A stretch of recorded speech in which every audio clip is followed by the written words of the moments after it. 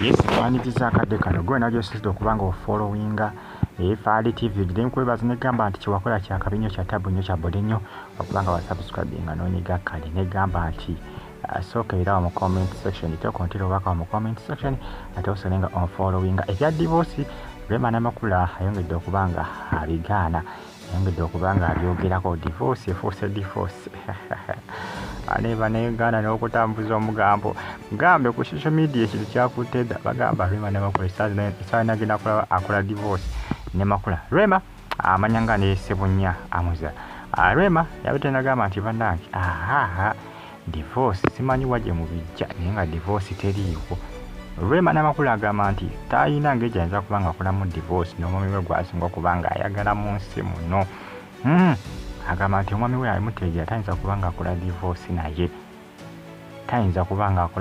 naye era munnanga ayongedde okubanga alaga bannayuganda nti bana bimwogera oba mu bijjawa nze divorce sinange gyengenda kubanga ngikolamu simanyi waje mujja mawulire ago mugasowonkolawa Rema agamba nti bannayuganda manyi waje basowonkola mawulire ago aga divorce naye nga yagamba nti munnange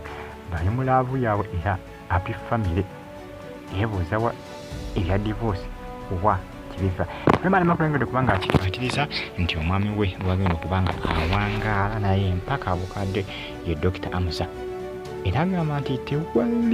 tewali wadde wagenda kubanga atagalyamu kubanga amusuulawo kuba nti no yamutegeera yagamba nti yamutegeera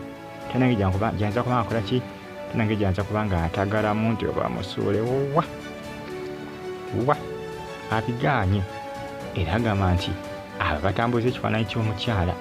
webanyweza kuba nti nomujja yagamba nti tabumanyiiko wadde Rema Namakuula yagamba nti munnange talina nakimu kyamanyi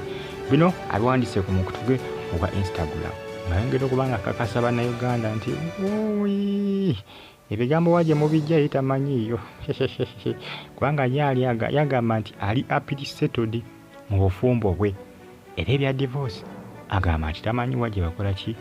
gye babisowonkula kugamba nagye babiwawankula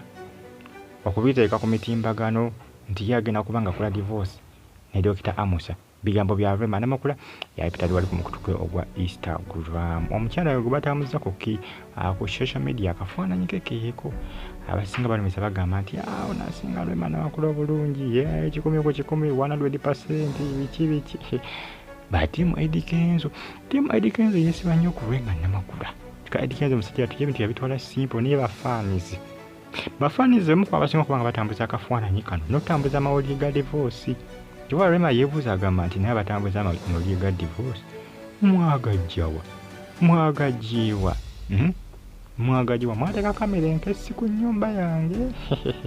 nga zawulidde nti tuli mu kuteesa ku divorce yagamba nti mba mwateeka kamera ku nnyumba ze zaafunye bifu kubanga yagamba nti divorce talina divorce yona gyagenda kubanga akola ki gyagenda kubanga akola yagamba nti wezibanga kamera zebaateeka enkessi ku maka ge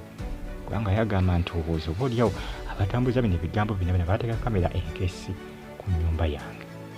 kubanga omuntu tuba tulina kamera nkessi omanyi otya ebigenda wansi mu famire yange ye babikwatirako wa yagamba ndowooza kirufu aka baateekako kamera ne kamera zibawa bifu yagamba nti kamera ziba zirina okubanga zibawa omukwano ogw'amaanyi gwe balina ne Hamza kubanga byebibeera awaka kuba kweraga mukwano muhabbati kiraavulaavu Rema Namakuula yayogeddeko ne ku dokita we amanyikiddwa nga Dr. Andabati dokita we